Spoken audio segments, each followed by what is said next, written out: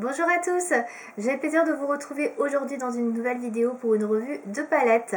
Je vais vous parler de la toute dernière palette Natasha Denona sortie en début septembre, la rétro palette qui se présente comme ceci.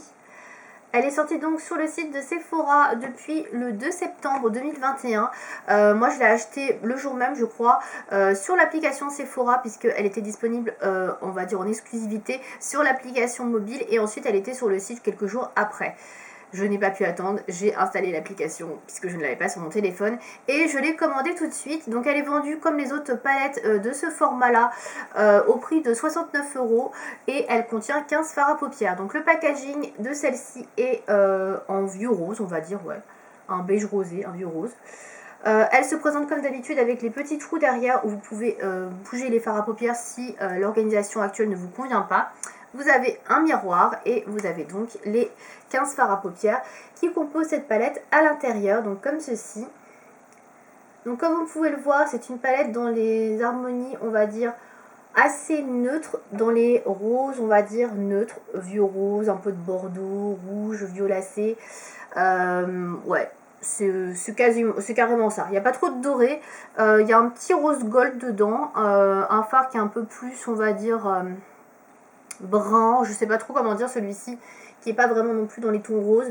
Mais sinon, on est quand même principalement dans une harmonie dans les tons roses. Voilà.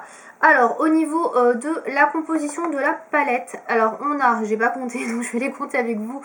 Au niveau des fards mat, on a 1, 2, 3, 4, 5... 6, on va dire 6 véritables fards mat, parce qu'après on a des fards qui sont plutôt satinés. Pour les fards satinés, donc du coup on en a 1, 2, 3 satinés. Et ensuite on a des fards irisés. Des fards irisés, j'en ai compté 2. Et des fards pailletés, puisqu'il y a aussi des fards pailletés, on en a 2 également. Voilà, donc au niveau de la composition, on peut dire qu'au niveau des textures de fards, on est quand même sur une composition assez variée. Il y a pas mal de choses différentes. Au niveau des couleurs choisies, comme vous pourrez le voir, donc ça tourne bien évidemment autour des couleurs un peu rosées, vieux rose, rouge. C'est une palette vraiment assez neutre, on va dire. Enfin, il y a de la couleur, mais c'est pas de la couleur tape à l'œil. Vous n'avez pas du bleu, du vert, du jaune. On est vraiment sur des couleurs très facilement portables au quotidien. Pour faire des looks un petit peu rétro, si on peut dire, de pin-up, etc. Je sais pas exactement vers quelle direction artistique s'est tournée Natasha Denona pour sa palette, parce que j'ai pas regardé beaucoup de vidéos, je vous avoue. Mais pour moi, je trouve un petit peu l'esprit un peu rétro, pin-up on va dire, dans ces couleurs là, puisque c'est des couleurs qui sont quand même très femmes et qui sont quand même assez classiques et sobres à la fois. On va commencer donc par les points positifs de la palette. Donc tout d'abord on retrouve bien un fard blanc mais beige mat pour la touche lumière, donc ça c'est super bien. Moi je suis très contente avec le fard maude.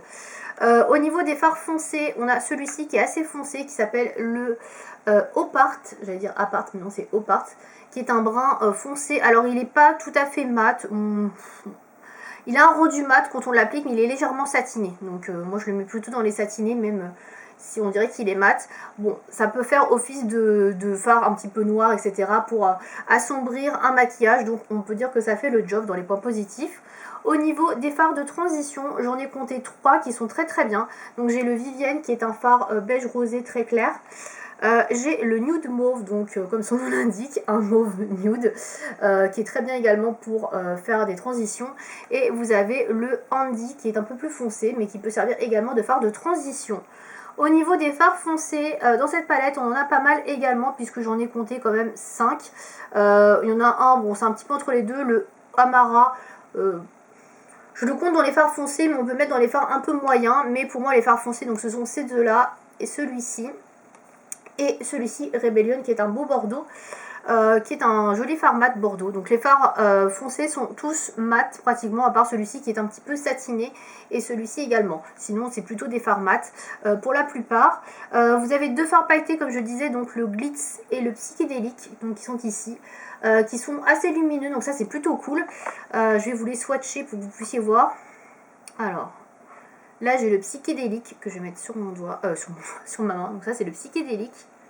Et l'autre rose, alors le Psychédélique est un peu rose corail et le Glitz c'est un peu rose Barbie, on va dire rose bleuté. Je sais pas si vous verrez la différence. Donc là vous avez le Psychédélique et là vous avez le Glitz. Voilà. Donc honnêtement, voilà, on voit pas énormément de différence, je pense, sur le dos de ma main. Il y en a un qui est un peu plus rosé que l'autre qui est un peu plus corail. Voilà, c'est un petit peu la différence entre ces deux fards là. Donc au niveau des points positifs, je continue. Donc je trouve qu'on a quand même pas mal de fards de transition pour faire des maquillages complets. On a une touche lumière, une touche sombre, on a des fards foncés. Pour moi, c'est une palette qui est quand même assez complète. J'ai pas besoin d'aller chercher dans d'autres palettes d'autres fards pour compléter mon maquillage. Je peux me faire un maquillage de A à Z sans souci avec cette palette là, et ça c'est un très très bon point. Comme vous le savez, moi j'adore les palettes qui sont complètes. On n'a pas besoin de trimballer une autre palette quand on veut partir quelque part. Celle-là se suffit elle-même et ça c'est vraiment top. Au niveau de la pigmentation des fards, comme pour toutes les palettes Natasha Denona dans ce style là, on va dire, la pigmentation est vraiment très bonne. De toute façon, Natasha Denona dans quasiment toutes ses palettes, j'ai rien à dire sur la pigmentation. Moi je la trouve vraiment très très bien. Les fards sont très bien, franchement, ils sont pas trop poudreux, ils se prélèvent bien, ils se travaillent bien, ils ont une très bonne tenue. Alors moi j'ai toujours une tenue avec une base à paupières puisque j'ai les paupières grasses, mais franchement ça ne bouge pas. Je suis maquillée aujourd'hui avec, donc je vais vous montrer le maquillage que j'ai fait. Alors il sera pas sur le blog celui-ci, mais j'en ai fait un autre que vous trouverez sur le blog qui est beaucoup plus neutre. Celui-ci est assez intense, on va dire, comme maquillage. Alors j'ai fait un maquillage avec les fards Opart et Jude qui est ici, et avec Gogo et Patty qui sont ici. Donc j'ai fait un mix assez étrange, on va dire. En fait j'ai pris tous les fards que j'avais pas encore utilisés et j'ai fait un maquillage avec. Mais pour le coup, je pensais pas, mais ça rend bien. J'aurais jamais pensé faire une association pareille, mais je me suis dit, bon, bah, il faut que j'utilise un maximum de fards pour avoir testé toute la palette avant de vous faire cette revue. Et pour le coup, bon, bah voilà, ça match quand même pas mal ensemble, même si c'est pas, comment dire, la combinaison vers laquelle je me serais tournée au premier abord. Donc j'aime plutôt bien. Au niveau donc je vous l'ai dit, de la pigmentation des fards, on est bien, je trouve. Au niveau des tenues, pareil, donc pas grand chose à dire. Au niveau des choix de couleurs, alors moi je suis fan de ce genre de couleurs. Moi c'était clairement la palette que j'adore pour le quotidien parce que bah, c'est assez facile de se maquiller avec, c'est pas des couleurs trop difficiles à travailler. Voilà, ça reste neutre mais un peu coloré, un peu femme on va dire, on a quand même du rose, etc. Un peu de paillettes, un peu d'irisé, voilà. Donc je trouve que c'est une très jolie palette pour la journée. Donc, et pour la soirée aussi d'ailleurs, on pourrait faire aussi des smoothies avec cette palette. On va passer au point négatif, j'en ai quand même quelques-uns. Alors, c'est pas vraiment point négatif, mais vous savez bien que j'aime bien chipoter là-dessus. Il n'y a pas de fard noir. Le fard le plus foncé, donc comme je vous l'ai montré tout à l'heure, c'est le Opart, qui est un brun satiné. Je vais vous le swatcher. Alors, il fait plus matin que satiné. Voilà, là, il fait vraiment satiné. En fait, il y a quelques nacre on va dire qui, voilà, peut-être que vous verrez sur le reflet, mais il est quand même beaucoup plus mat que satine, donc ça du coup ça marche très bien. Mais après il est pas noir, vous voyez, c'est un marron foncé. Si vous voulez quelque chose de vraiment intense, bon, c'est pas un noir, voilà, ça peut être le petit bémol si vous cherchez vraiment un noir dans chaque palette, mais après c'est pas très grave. Clairement moi ça me va bien, c'est quand même un fard très foncé, donc voilà, on n'est pas sur un fard trop clair, voilà. Mais bon, ça peut être un bémol pour certains, donc je le mets quand même dans les points négatifs. Comme ça vous êtes au courant.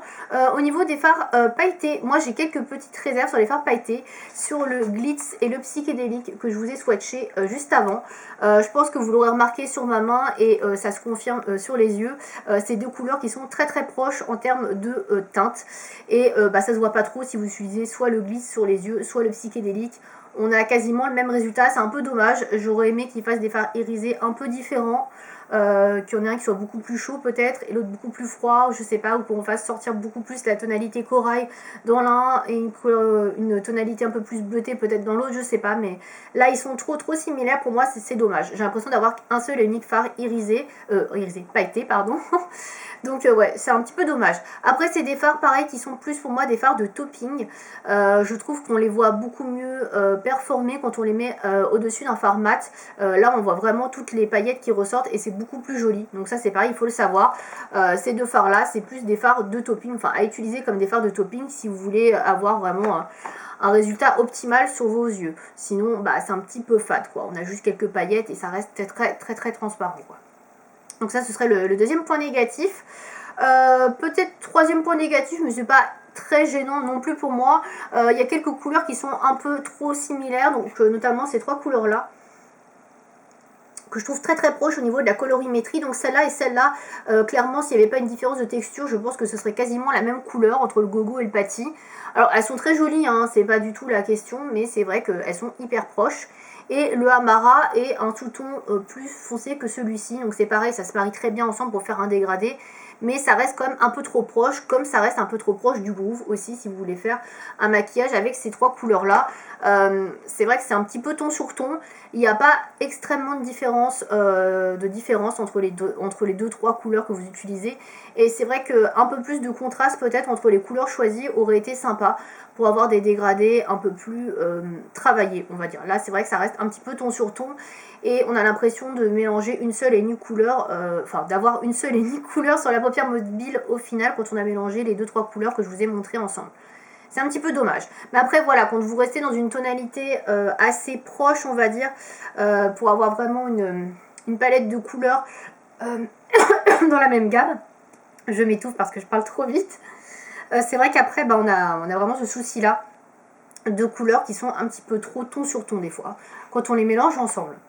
Donc ça pourrait être un petit peu aussi le reproche.